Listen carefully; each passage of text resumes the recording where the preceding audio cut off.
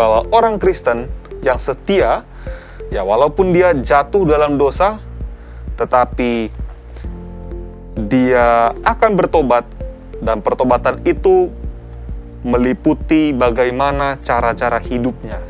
Memberikan kebebasan untuk kepada kita manusia, dan dia memberikan kebebasan itu murni untuk manusia. Bagaimana caranya kita bisa jatuh tapi jangan melenceng?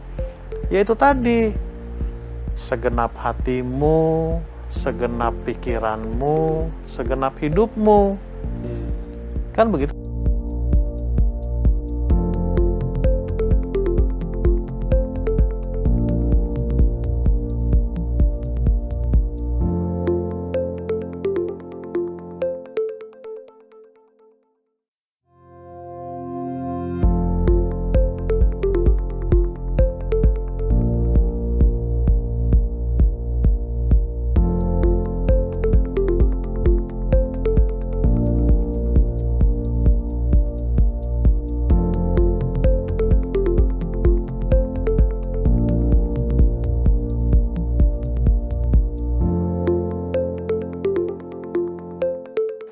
Shalom pemirsa Hope Channel Indonesia dimanapun Anda berada. Berjumpa lagi dengan kami dalam program diskusi Sekolah Sahabat Dewasa. Saya Pendeta Muda Yosef Sutumeang sebagai pemimpin diskusi Sekolah Sahabat. Dan di studio saya ditemani narasumber dan juga bintang tamu yang ahli dalam bidangnya. Kita sudah berada dalam pelajaran ke-9, yaitu membalikkan hati mereka. Saya sapa dulu bintang tamu dan narasumber kita. Halo Pendeta Muda Jesli, apa kabar? Shalom semua pemirsa Hope Channel Indonesia. Shalom. Shalom Pendeta Panjaitan. Shalom Yosef. Pertanyaannya adalah untuk Pendeta Muda Jesli dan juga Pendeta David, pernah nggak meyakinkan hati orang lain? Lalu apa hasilnya dari Pendeta Jesli? Kalau meyakinkan hati orang lain, ya sering ya. Sering meyakinkan hati orang lain, apalagi kita sebagai pria ya, paling banyak pengalaman kita meyakinkan wanita. Wih, pengalaman sekali nih Pendeta Jesli. Dan wanita yang terakhir yang saya yakinkan, akhirnya dia setuju dengan apa yang saya berikan kepada dia. Dan pengalaman itu memang ketika sesuatu yang kita yakinkan dan berhasil memang menyenangkan. Tapi ada juga pula pengalaman yang ketika kita yakinkan dia, berusaha tetapi tidak berhasil, itu juga yang sangat menyakitkan. Oke, terima kasih. Hasilnya bisa jadi dua ya, ada yang sangat menyenangkan, ada yang sangat menyakitkan. Bagaimana dengan Pendeta Panjaitan? Pernah nggak Pendeta meyakinkan orang lain? Sering ini kayaknya. Pernah lah ya. Sering berhasil, sering gagal juga. Iya. Waktu berhasil, pernah senang, pernah sedih juga. Waktu gagal, pernah sedih, pernah senang juga, kan gitu. Siapa yang paling menyenangkan Pendeta? Yang ketika Pendeta yakinkan, dia mau begitu. Anak dibaptis ya. Si Jeremy ya. Jeremy. Itu satu. Terus meyakinkan dia untuk yakin dengan pilihannya. Khususnya waktu mau kuliah, jurusannya, tempat kuliahnya, itu satu kebahagiaan tersendiri. Pendeta Jeremy siapa yang baptis? Pendeta atau siapa? Kebanggaan itu. Kebanggaan. Iya sih, bener. Apalagi saya kenal betul ini Pendeta David Panjaitan, ya punya hubungan yang sangat erat dengan Jeremy, seperti abang adik saya lihat bahkan. Ya Pendeta ya. Sampai speechless Pendeta ini. Nggak bisa mengungkapkan kebahagiaannya. Baik, pemirsa yang ada di rumah, kita kembali lagi kepada pelajaran Sekolah Sahabat kita. Dan ayat inti doa buka akan dibawakan oleh Pendeta Muda Jesli. Silakan Pendeta. Ayat inti kita pada pelajaran ke-9 terdapat dalam Ulangan pasalnya yang keempat ayat 29. Ulangan pasalnya yang keempat ayat 29. Dan baru di sana engkau mencari Tuhan Allahmu dan menemukannya, asal engkau menanyakan Dia dengan segenap hatimu dan dengan segenap jiwamu. Kita tunduk kepala, kita satu dalam doa. Ya Allah Bapa kekal yang bertahta dalam kerajaan surga, segala puji dan syukur kami persembahkan kepadamu, Khalik pencipta langit dan bumi kami. Terima kasih Tuhan atas berkat rahmat Tuhan yang nyata dalam kehidupan kami. Tuhan telah memberikan kepada kami kesempatan untuk kami boleh mendalami belajar lagi Alkitab dan belajar lagi kebenaran firman-Mu.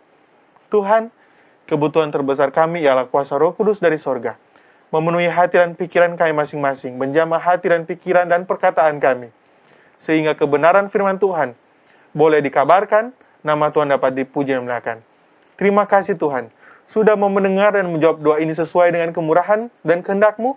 Kami telah berdoa hanya dalam nama Tuhan Yesus, yang adalah Tuhan dan Juru Selamat kami yang hidup. Amin. Amin. Pelajaran kita akan membahas seputar pertobatan, di mana judul besarnya adalah membalikkan hati mereka.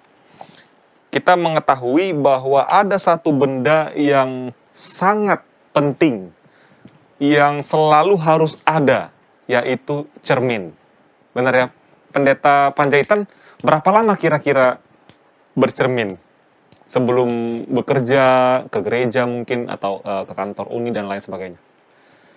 Nggak lewat 5 menit ya. Oh, nggak lama-lama. Bagaimana Pendeta Jasli? Ya, Kira-kira berapa lama? sesuai dengan waktu kita pria ya. Pria kecenderungan tidak terlalu lama di depan cermin. Ketika sesuatu sudah baik, sudah pada tempatnya, selesai, sudah. Langsung ya. Tapi kita sepakat ya, karena nggak ada wanita sih di sini, jadi nggak bisa ditanya. Tapi pada umumnya wanita akan memakan lebih banyak waktu di depan cermin untuk memperhatikan bagaimana penampilannya, lalu kondisi wajahnya, fisiknya, dan lain sebagainya, lalu dia keluar, begitu ya. Jadi ada bisa sampai setengah jam kali di depan cermin. Saya nggak tahu kalau Pendeta Panjaitan yang lebih mengetahui bagaimana wanita di depan cermin. Namun kalau sahabat kita katakan bahwa bahkan lebih mudah lagi, semua yang bisa dilakukan oleh seseorang adalah melihat di cermin, tidak begitu jauh sebenarnya. Ini merujuk kepada bagaimana kita melihat diri kita di hadapan hukum Allah, dan bagaimana keadaan kita sekarang ini telah jauh merosot, telah kehilangan kemuliaan Allah. Dan tentu kabar baiknya adalah di ayat selanjutnya, dalam Roma 3 ayat 24, yaitu kita dibenarkan dengan cuma-cuma karena penebusan dalam Kristus Yesus. Pemirsa yang terkasih dalam Yesus Kristus, kita akan lanjutkan diskusi kita, jangan kemana-mana setelah yang satu ini.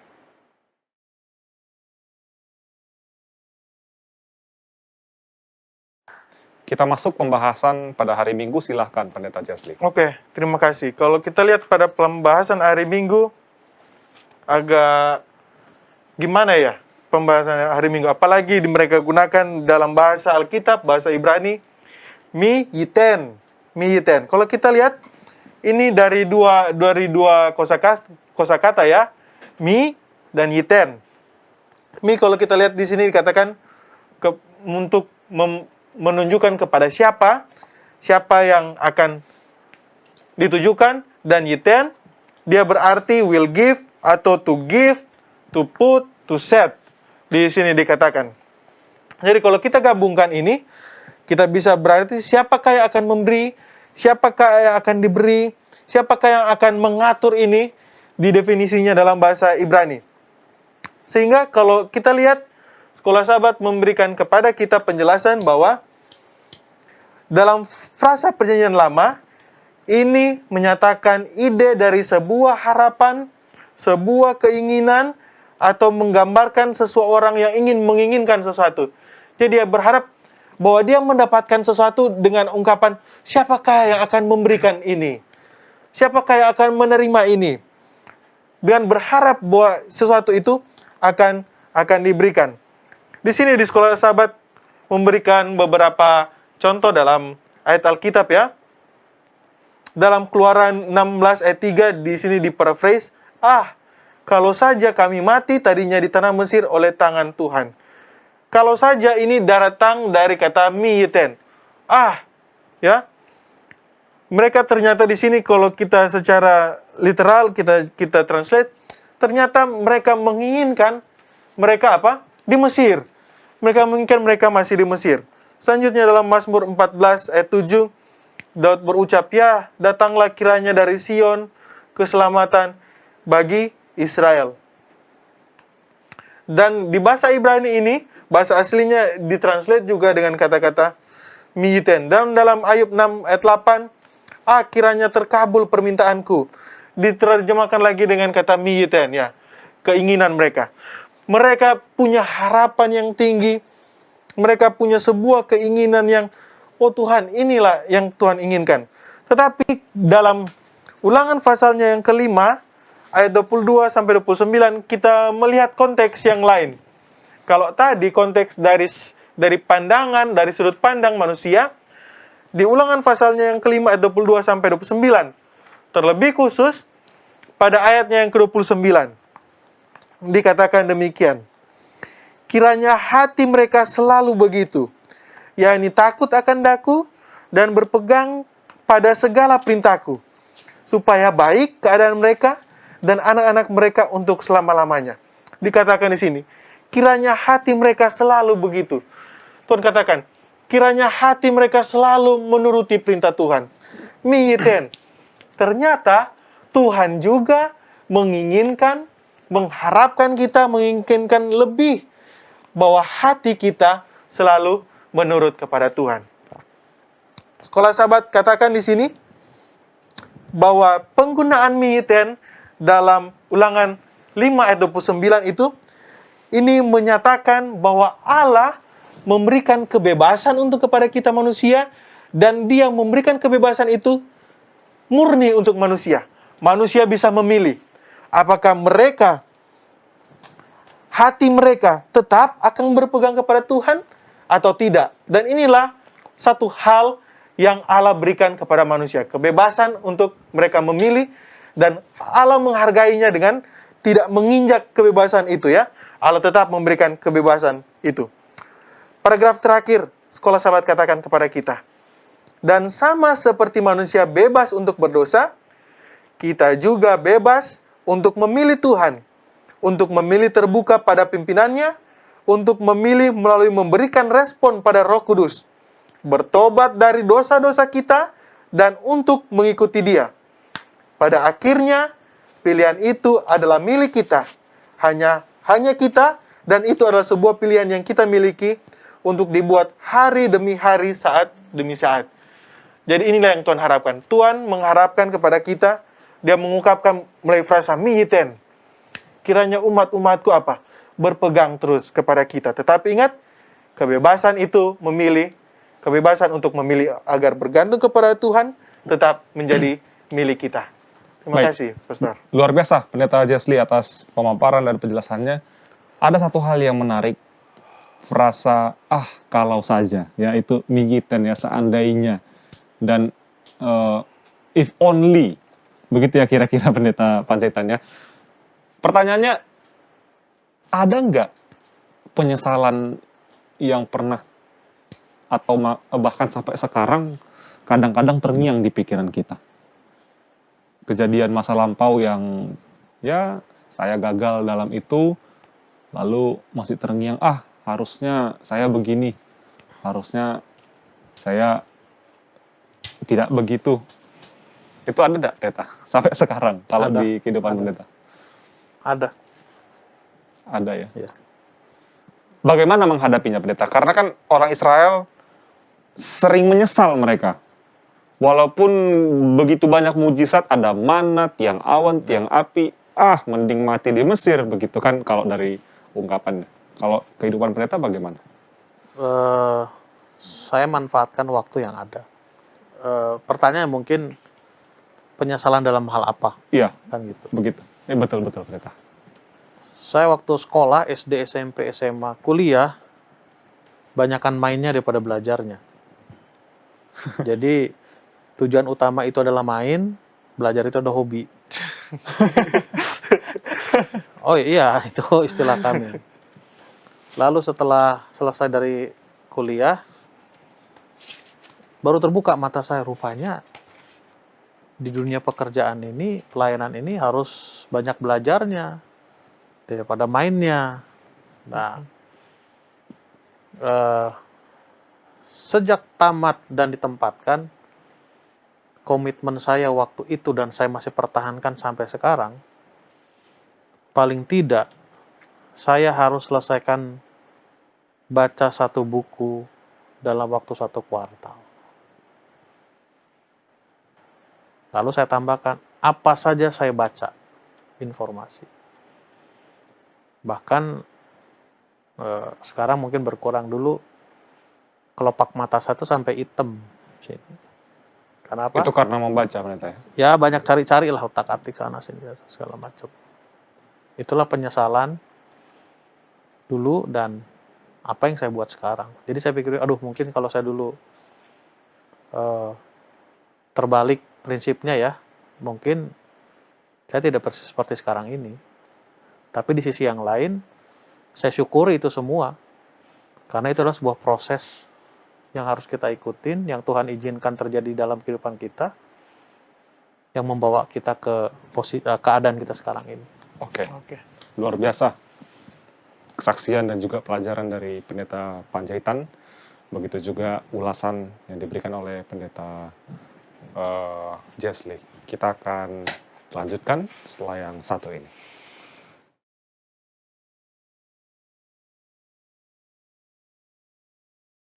Mari kita lanjutkan diskusi kita. Kita masuk di hari Senin, subjudulnya adalah Carilah Aku dan Kamu Akan Menemukan Aku. Dikatakan di sekolah sahabat kita, sepanjang Alkitab, ketika kita membaca buku ini, kita menemukan bukti bahwa Allah mengetahui segala sesuatu bahkan sebelum itu terjadi. Artinya dia mengetahui terlebih dahulu segala sesuatu yang akan terjadi. Kita yakini dan kita pahami bahwa Allah kita, salah satu sifatnya adalah omniscience, maha mengetahui. Daniel 7 itu sangat jelas. Tuhan katakan bagaimana sejarah-sejarah dunia akan terjadi. Dia sampaikan dalam bentuk-bentuk simbol, mimpi kepada Daniel, dan itu persis terjadi seperti yang dinubuatkan. Ketika dia menjelma sebagai manusia, Yesus katakan dalam Matius 26 ayat 34, Aku berkata kepadamu, sesungguhnya malam ini sebelum ayam berkokok, engkau telah menyangkal aku 3 kali. Ini dia tujukan kepada Petrus, dan Petrus tepat seperti apa yang dia katakan, ia menyangkal Tuhan 3 kali. Itu sebabnya ketika Tuhan memperkenalkan dirinya kepada kita, dalam konteks sekolah sahabat kita ini kepada anak-anak Israel, dia mengatakan bahwa akulah Tuhan Allahmu, carilah aku, maka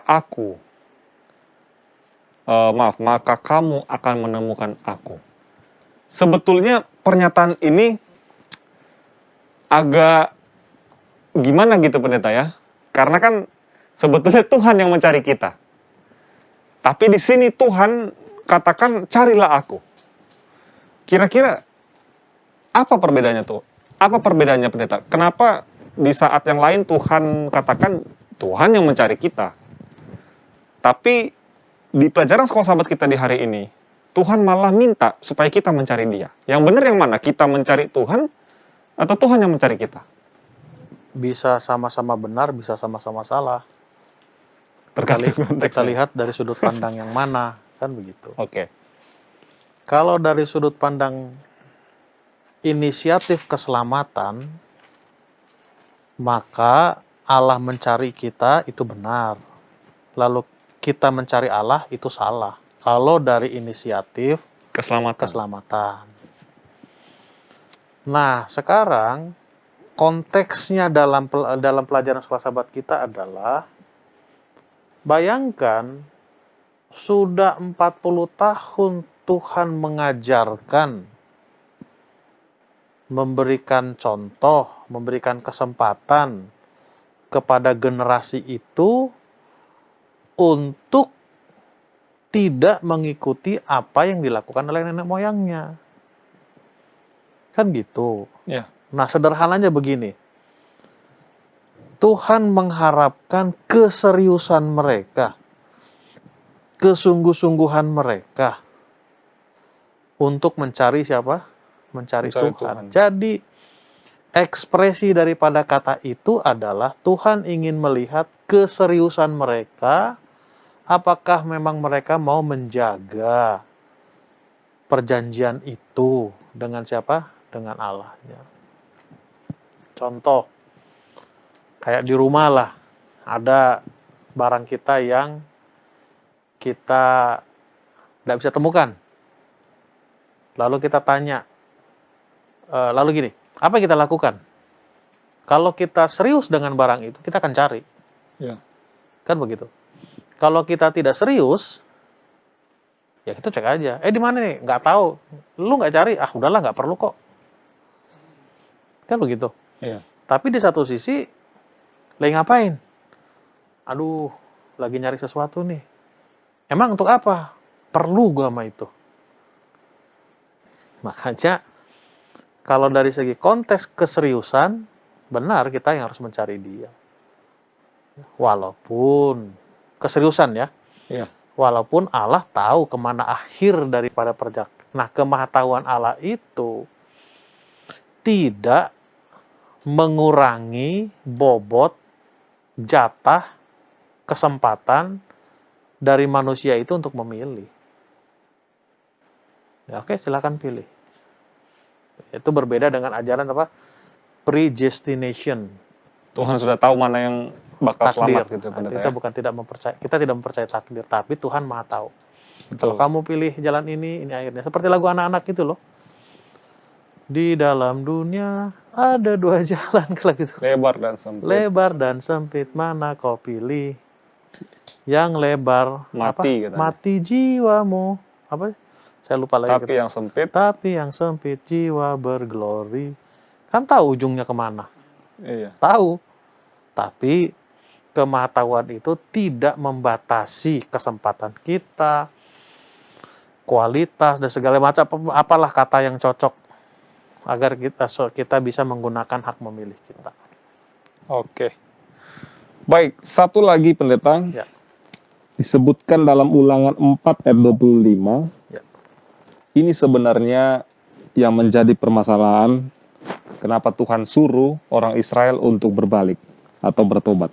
Apabila kamu beranak cucu dan kamu telah tua di negeri itu, lalu kamu berlaku busuk dengan membuat patung yang menyerupai apapun juga, dan melakukan apa yang jahat di mata Tuhan Allahmu, sehingga kamu menimbulkan sakit hatinya, maka aku memanggil langit dan bumi menjadi saksi terhadap kamu pada hari ini, bahwa pastilah kamu habis binasa dengan segera dari negeri kemana kamu menyeberangi sungai Yordan untuk mendudukinya. Tidak akan lanjut umurmu di sana, tetapi pastilah kamu punah. Mendirikan, membuat patung menyerupai apapun. Apakah itu isu utamanya di sini, pendeta?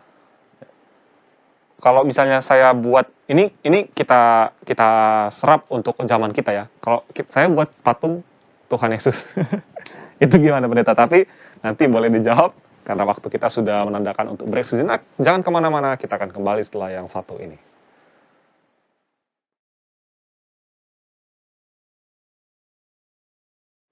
Silakan pendeta Panjaitan, tanggapan terhadap pertanyaan saya tadi. Ya, ayat ini kan jelas bahwa bangsa itu kalaupun mereka akan berkhianat, istilahnya ya, Iya. akan berdosa kembali tidak sekarang, tapi nanti, lama, yang pertama.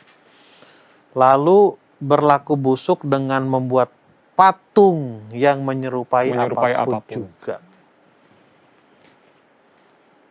Kenapa disebut patung ya? Zaman dulu kan belum ada tukang foto. Iya. Jadi patung itu kan mewujudkan gambaran seseorang. Kalau Ya. kita lihat di Roma ya, saya belum pernah ke sana, tapi lihat di gambar-gambar saja. Kan banyak patung-patung tuh, kaisar-kaisar Roma. Mirip, nggak ada foto, kan gitu. Iya, Nah, betul. zaman sekarang, foto ada, lihat di, contohnya di kantor Istana Negara lah. Iya. Kan nggak ada lagi patung-patung presiden Presiden. kita yang lama kan. Tapi Adanya ada apa? foto-foto. Foto-foto akan kira-kira begitu. Sama nggak itu pendeta? Sama kan image. Oke. Nah, beda zaman, beda wujud kan gitu. Lalu bentuk kesalahannya di mana pendeta? Oke, disinilah yang mau saya sampaikan. Lalu dikatakan apa? Yang menyerupai apapun, berarti banyak. Oke, sederhana begini. Kenapa dikatakan menyerupai apapun? Dewa di kanan itu banyak. Dewa-dewa. Jadi jangan kamu wujudkan dewa-dewa yang ada di sana itu dalam satu bentuk gitu. Nah, waktu itu patung. Nah, sekarang image itu kan foto dan sebagainya. Nah, yang menjadi pertanyaan adalah kenapa ini menjadi persoalan utama? Nah, yang menjadi pertanyaan, apa sih artinya berhala itu? Nah, sederhananya adalah berhala adalah apa saja yang memisahkan kita dari Tuhan, itu namanya adalah berhala. Oke. Kan begitu. Nah, waktu itu, zaman itu, wujud dari bahwa kita sudah tidak ada hubungan dengan Allah yang di sorga itu, adanya apa? Patung. Patung. Nah, contoh sederhana. Saya tidak tahu apakah kalian berdua sudah punya pacar, sudah pacaran, atau saya kurang tahu, karena belum ada informasi resmi. Hanya baru ada berita burung, kan gitu. Iya, benar-benar. Apa buktinya kalian sudah pacaran dengan cewek itu? Kan ada image di handphone kita, kan? Iya, betul. Pendeta. Benar kan? Terus, kalau kita putus dengan cewek itu, image-nya masih dia atau ganti? Ganti, Biasanya ganti. biasanya. Sama, kita ngobrol-ngobrol kan tadi. Ada teman, salah satu teman dari antara kita tiba-tiba mau menikah kan gitu. Iya, Lalu, betul. oh nggak tahu, nggak ada update di, saya sebutlah Instagram kan gitu. Iya. Kan kita bisa melihat seseorang itu sedang dengan siapa pada waktu dia wujudkan itu dalam Postingan-postingan. update statusnya di postingan media sosial kan. Iya. Begitu image-nya ganti, apa kita katakan? Lu udah putus hubungan ya? Udah berbalik. Ya. Bisa kan? Bisa dapat poinnya kan? Oke. Jadi ya aplikasinya sekarang seperti itu. Image yang membuat kita putus hubungan dengan Allah kita itu apa? Banyak. Bahkan ekstrimnya adalah kalau pelajaran filsafat kuartal lalu, kalau Jesli masih ingat, jangan sampai orang tua kita pun membuat jangan sampai rasa sayang kita kepada orang tua mengalihkan rasa sayang kita kepada Tuhan. Kalau masih ingat pelajaran filsafat kuartal lalu. Iya. Itu dalam konteks apa ya? Berhala ya, bukan dalam konteks hukum kelima, itu beda lain cerita. Oke. Oke, untuk pelajaran hari Selasa boleh langsung Pendeta Panjaitan.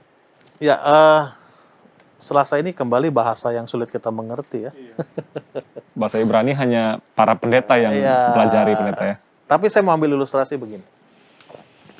Contoh, kita kan pernah melakukan kesalahan ya di masa lalu ya. Lalu itu sudah dimaafkan, sudah diampuni. Lalu kita akan melakukan satu kegiatan di situasi di kegiatan yang hampir sama bandingkan yang lalu, hampir sama dengan kegiatan yang lalu waktu kita buat salah. Lalu apa nasihat orang kepada kita supaya kita tidak terjebak lagi, jatuh lagi dalam situasi itu? Biasa orang katakan, hati-hati ya. Kalau lebih dekat sahabatnya, awas loh, terjatuh lagi. Jadi kata ini, ekspresinya sama seperti yang saya katakan tadi. Jadi, tes huah. Ya. Ekspresinya adalah, hati-hati ya, jangan lakukan seperti apa yang nenek moyang kamu lakukan. Apa sih yang nenek moyang kamu lakukan? Yaitu pelajaran hari Senin tadi. Ada yang menggantikan aku sebagai Allah dan diwujudkan dalam bentuk image. Hmm. Dan image itu bagi orang-orang Kanaan itu kan banyak. Iya. Ada dewa api, dewa air, Avatar. kesuburan, nah macam-macam lah, banyak lah. Banyak lah. Itulah ekspresi dari kata apa? Tes huwah. Teswa. Agak sulit misalnya tes hufah. Fah kan ini kan. Ya. Sulit. Jadi sederhana itu. Hati-hati. Awas jatuh lagi nanti. Hati-hati. Jangan sampai kamu lakukan seperti yang dilakukan oleh apa? Nenek moyangmu dulu. Kira-kira itu Joseph yang boleh saya sampaikan. Oke. Luar biasa Pendeta Panjaitan untuk penjelasan Pendeta. Pemirsa, kita break sejenak. Kita akan kembali setelah yang satu ini.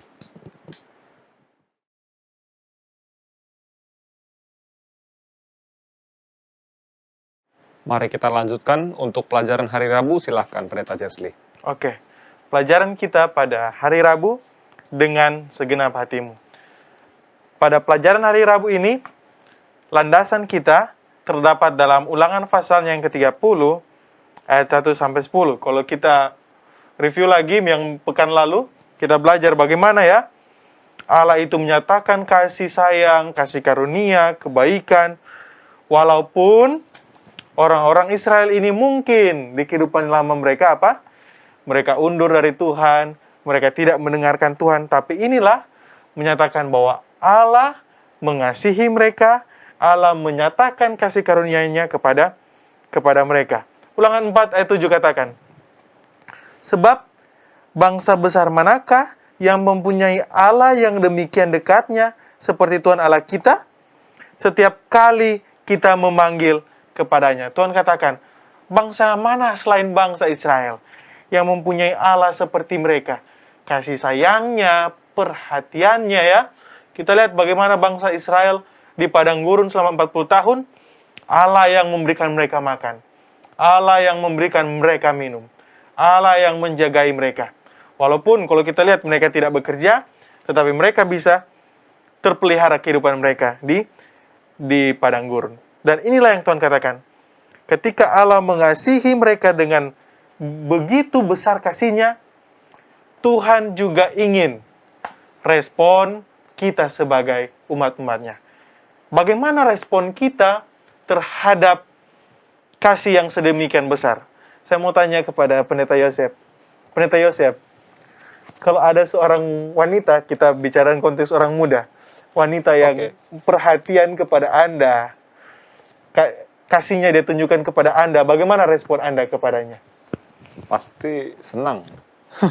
Senang. Senang ya, senang. Dan tentu yang diharapkan oleh orang yang memberikan kasih sayang itu ialah kasih sayang yang sama. Kasih sayang yang sama ya. Segenap hati yang sama. Sama seperti pelajaran kita hari Rabu. Ketika Tuhan memberikan kasih sayangnya, perhatiannya, kebaikannya kepada kita, tentu Tuhan juga ingin respon kita sama kepada Tuhan. Tuhan ingin kita menunjukkan dengan segenap hati kita mengasihi Dia. Dan sekolah sahabat katakan demikian.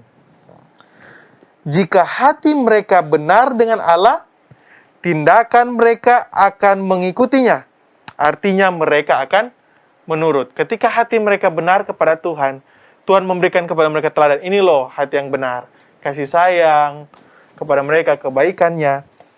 Dan Tuhan katakan, sekolah sahabat katakan kepada kita, kalau hati kita benar, pasti kita akan membalas respon kasih yang segenap hati itu. Dan inilah yang Tuhan katakan kepada kita. Oke, selanjutnya Tuhan katakan demikian. Inilah sebabnya mengapa mereka diberikan janji yang indah itu jika mereka berbalik kepada Tuhan. Secara tulus kembali kepadanya, Dia akan bekerja di dalam mereka dan akan menyunat hati mereka.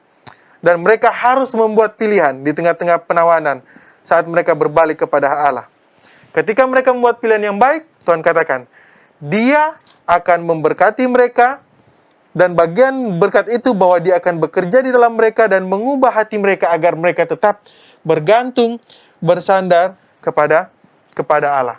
Sekolah sahabat katakan, mengasihi Tuhan Allahmu dengan segenap hatimu dan dengan segenap jiwamu sehingga engkau akan hidup. Jadi disinilah Allah mengajak kita apa? Allah ingin bahwa Dia memberikan kasih-Nya duluan kepada kita. Di hal yang sama, Tuhan ingin respon kita. Bagaimana respon kita? Ketika hati kita tulus, ketika hati kita benar, pasti respon kita adalah menurut. Dan dalam buku Ellen White, Alpha Omega Jilid 2, dikatakan demikian. Orang banyak itu bersedih karena dosa-dosa mereka yang telah mendatangkan penderitaan ke atas diri mereka sendiri. Tetapi bukan oleh karena mereka telah menghinakan Tuhan dengan pelanggaran terhadap hukum-Nya yang suci. Pertobatan yang sejati, lebih daripada bersedih karena dosa, itu adalah suatu tindakan yang berpaling dari dosa. Ini yang Tuhan katakan. Ketika kita datang segenap hati kepada Tuhan, apa yang menjadi tandanya? Tandanya ialah tindakan kita. Tindakan kita apa? Tindakan kita untuk berpaling dari dosa dan datang kepada Tuhan dengan segenap hati dan segenap kekuatan kita. Terima kasih. Oke. Berpaling dari dosa itu bukti nyata dari pertobatan. Pertobatan itu kan pertamanya menyesal, lalu dia berbalik, lalu berpaling, ya, tidak melakukan lagi. Kalau begitu, secara fakta, nggak ada dong orang yang sungguh-sungguh bertobat, pendeta. Bagaimana? Karena kan tetap aja jatuh lagi kalau dosa. Berarti kan dia nggak sungguh-sungguh nih, karena jatuh lagi. Harusnya kalau dia sungguh-sungguh dari pelajaran kita, dia berpaling dari dosa, tidak melakukan dosa lagi. Ya. Bagaimana tanggapan pendeta? Kalau konsepnya masuk atau tidak, lalu konsepnya adalah gelap atau terang, ya seperti itu tadi. Tapi jangan lupa bahwa pertobatan itu juga digambarkan Yesus kepada Nikodemus sebagai lahir kembali. Ya kan, kalau kamu masuk kerajaan surga, kamu harus dilahirkan kembali. Artinya, kenapa dikatakan lahir kembali? Seperti seorang bayi lahir, lalu sampai pada titik dewasa, kan ada proses. Ya. Seorang bayi, waktu dia mau belajar berjalan, kan tidak begitu lahir langsung bisa jalan kan, kecuali bayi kambing. Bener kan? Iya, betul. Bayi kuda, gitu. Bayi gajah. Bayi gajah. Begitu lahir langsung jalan gitu. Tapi kalau bayi manusia lahir, maaf kata, Merangkak, semua apa yang dia minta itu, apa yang dia rasakan diekspresikan dengan apa? nangis. Nangis. Nanti kita lanjutkan karena Oke, waktu. baik. Pemirsa, kita akan kembali setelah yang satu ini.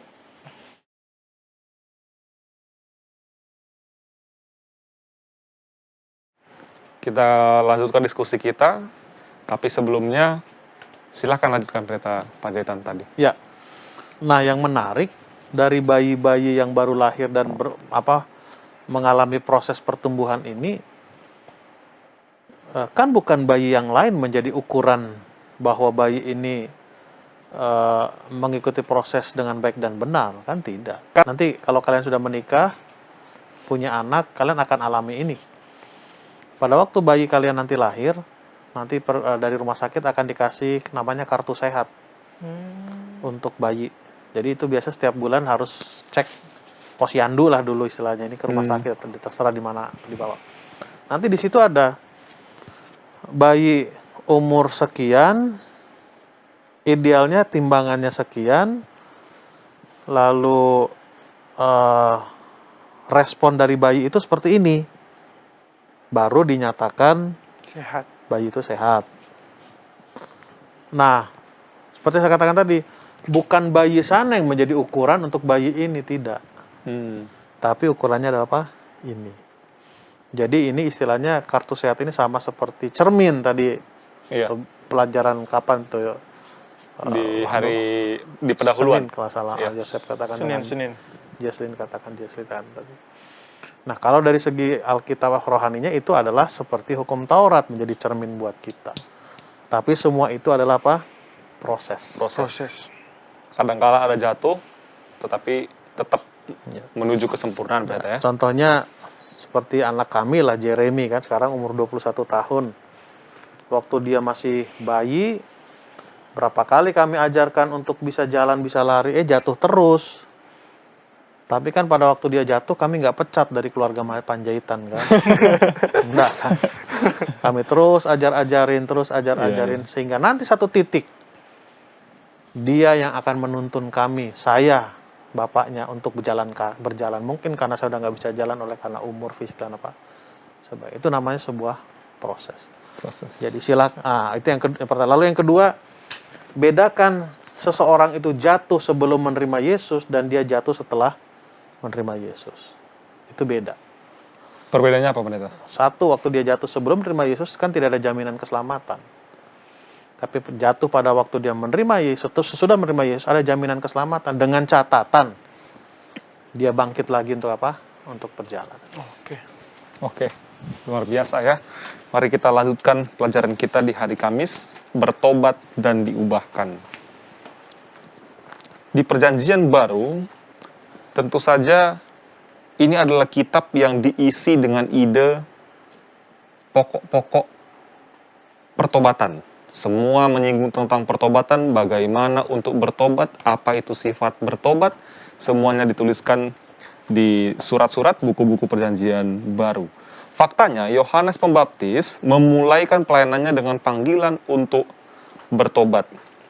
Perjanjian Baru diawali, ya secara kalau dari kronologi, kitab pertama yang ditulis itu kitab Markus. Ya, banyak sejarah yang catatkan, dan Markus diawali dengan seorang yang dinamakan Yohanes Pembaptis. Dia tampil di padang gurun dan menyerukan, bertobatlah dan berilah dirimu dibaptis, dan Allah akan mengampuni dosamu. Markus 1 ayat 4. Jadi dari awal kitab Perjanjian Baru, kitab pertama kali yang ditulis Perjanjian Baru, tema ini sudah dimulai, yaitu bertobat. Pendeta Panjaitan katakan, jatuh sebelum menerima Yesus dan jatuh setelah menerima Yesus itu beda. Perbedaannya adalah ada jaminan, ada penebus, yaitu Kristus. Dan tentu pelajaran kita katakan, orang yang jatuh, orang yang mengalami proses penyempurnaan karakter, dia akan lebih durable, pendeta ya. Kalau kita mau ungkapkan dari kata, walaupun jatuh dia lebih kebal. Kalau istilah sekarang, kita kena COVID, bedanya orang yang sudah divaksin dengan yang belum divaksin, ketika positif pasti beda. Yang belum divaksin ya akan lebih parah begitu ya efeknya. Tetapi yang sudah lebih kebal atau yang sudah pernah kena lalu dia sembuh, itu akan lebih kuat ya. Nah, seperti itu digambarkan di pelajaran kita hari Kamis ini, bahwa orang Kristen yang setia, ya walaupun dia jatuh dalam dosa, tetapi dia akan bertobat, dan pertobatan itu meliputi bagaimana cara-cara hidupnya.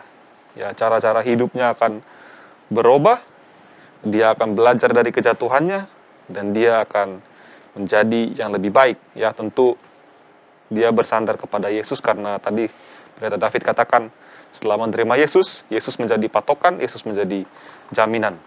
Pertanyaan untuk hari Kamis, Pendeta. Pertanyaan untuk hari Kamis adalah, semua yang bertobat, Petrus katakan, hendaklah memberi dirimu dibaptis. Bagaimana kalau orang bertobat tapi tidak mau dibaptis? Atau dia bertobat tapi tidak sempat dibaptis? Apakah lengkap pertobatannya, pendeta? Atau Tuhan tolak dia karena kamu tidak lengkap, tidak memenuhi syarat, tidak bisa masuk surga begitu? Apakah begitu kira-kira? Yang pertama kurang lengkap, yang kedua lengkap ya. Ya. Yang pertama tidak mau dibaptis karena tidak mau, yang kedua karena nggak ada kesempatan. Contohnya salah satu penjahat yang di samping Yesus Kristus pada waktu Yesus disalib, kan begitu. Ya. Nah, kenapa saya katakan yang pertama tidak lengkap? Ya, kembali kalian berdua kan masih belum menikah. Lalu ya seperti saya katakan tadi, saya belum tahu pasti bahwa kalian sudah punya pacar atau belum, karena belum ada informasi resmi, kan begitu. Iya. Masih katanya berita angin dan sebagainya. Jangan sampai itu menjadi hoax, kan gitu. Mungkinkah orang pacaran tanpa malam mingguan? Mungkin nggak ini, Pendeta Jesli? Atau saya rubah, mungkinkah orang pacaran tanpa declaration? Tampaknya tidak mungkin, Pendeta. Kalaupun mungkin, sukar sekali itu pendeta. Karena salah satu pasti pengen ada declaration. Pasti ada Mungkinkah kejelasan. pertobatan itu tanpa dideklarasikan? Akan kurang lengkap, Pendeta ya. Ya. Kurang lengkap. Kecuali nggak ada kesempatan ya. Kecuali, ya. Contohnya, kok lu tiba-tiba nikah? Nggak bilang-bilang, aduh nggak mepet waktunya. Nah, ya. Iya, betul. Iya kan? Bisa jadi sih. Nanti dilanjutkan. Oke pemirsa, kita akan lanjutkan setelah yang satu ini.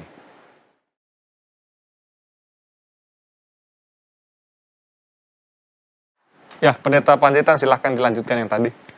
Ya, jadi kembali kepada yang tadi kan. Deklarasi itu perlu. Tapi bukan itu yang utama. Iya. Iya, betul. Perlu, tapi bukan itu yang utama. Yang utama itu adalah pernyataan bahwa hubungan itu sudah direkonsiliasikan. Saya tadi berpikir ilustrasi untuk kata bertobat itu. Sering orang katakan, kita harus berubah 360 derajat. Lo balik lagi ke titik nol, kan gitu. Ya kan? Seharusnya kita harus berubah 180 derajat. 180, bukan 179. Bukan 179,59 menit 59 detik. Kenapa saya katakan seperti itu? Karena Harus pas ya. di dalam dunia pencinta alam, waktu kita mencari titik menggunakan peta dan kompas, selisih 1 derajat saja, 1 detik itu 1 derajat itu hitungannya, itu ke sana itu bisa berapa kilometer, bisa berapa puluh kilometer. Jadi, bertobat dalam arti 180 derajat, kalaupun jatuh, tapi jangan melenceng. Bisa dapat kan? Iya. Nah, bagaimana caranya kita bisa jatuh tapi jangan melenceng? Yaitu tadi, segenap hatimu, segenap pikiranmu, segenap hidupmu. Kan begitu, makanya ada istilah orang pacaran, belahan hati. Kalau dalam dunia orang lahir, oh ini kembar seperti pinang dibelah dua. Kayak kata lagu juga Pendeta ya, Apa itu? kalau bosan bilang jangan hilang. Nah, ya kan itu. Kalau orang kembar dibilang seperti pinang dibelah dua. Kalau dia orang pacaran, soulmate, belahan hati. Nggak ada hati bentuknya yang nggak sempurna. Hati biasa bentuknya sempurna. Belahannya terserah. Mau seperti ini terbelahnya, mau seperti ini terserah. Yang penting bentuknya adalah apa? Sama. Jadi, yang Allah inginkan adalah hubungan diperbaiki. Berapa derajat? 180 derajat. Kalaupun jatuh, jangan melenceng. Kenapa? Karena Tuhan akan tolong kita selalu. Nah, baru yang kedua, setelah komitmen itu diperbaharui, ada dong deklarasi. Perlu itu, jangan tiba-tiba menikah, kan gitu. Bilang, loh tadi kenapa tiba-tiba, aduh nggak sempet kasih tahu bahwa gue udah pacaran, orang ketemu langsung suka, langsung jadi, selesai. Kan ada yang dijodohin atau ketemu kan macam-macam lah itu. Tapi ada orang tiba-tiba kan marah pasangannya, nggak declare apa-apa, diajak nikah juga kagak, kan gitu. Oke, itu ilustrasi. Saya mau baca kutipan kutipan di pelajaran hari Jumat ini di bagian akhir itu. Kemurahan Allah ialah menuntut engkau kepada apa? Pertobatan. Pertobatan. Sebuah rantai emas, pengasihan serta kasih sayang dari kasih ilahi, disampaikan kepada setiap jiwa yang terancam bahaya. Tuhan berkata, Aku mengasihi engkau dengan kasih yang kekal, sebab itu aku melanjutkan kasih setiaku kepadamu. Kenapa ini penting? Nah, kembali kepada kalian berdua. Nggak tahu kalian dulu waktu kuliah berapa kali pacaran dan berapa sering pacaran. Dari sekian banyak Menarik pacaran ini, bisa saja ada di antara kalian salah satu, entah cewek entah cowoknya, melakukan kesalahan. Ya. Pada waktu bertemu dengan pasangan kita, karena kita buat salah, ada rasa takut kan? Iya. Apa rasanya waktu pasangan kita itu katakan, sudahlah, gue tetap sayang kok sama lu. Apa yang ada dalam hati kita? Lega. Kelegaan, plong. Hal yang sama Tuhan katakan. Aku mencintai kamu dengan cinta yang kekal. Terima kasih. Yang tak berkesudahan. Luar biasa. Penjelasan, kesimpulan dari Pendeta Panjaitan. Bagaimana Pendeta Jasli? Ada mungkin yang mau ditambahkan? Cukup. Sudah cukup. Jelas. Sudah sangat jelas ya. Pemirsa yang di rumah. Ada pepatah kuno mengatakan, ada cinta, ada harapan. Siapa yang mengasihi Allah, mencari pertobatan. Tuhan menunggu kita untuk berbalik kepada Dia. Apabila engkau mendengar firman-Nya pada hari ini, maka pilihlah Dia, dan Dia akan memberikan engkau kehidupan. Tuhan Yesus memberkati. Shalom.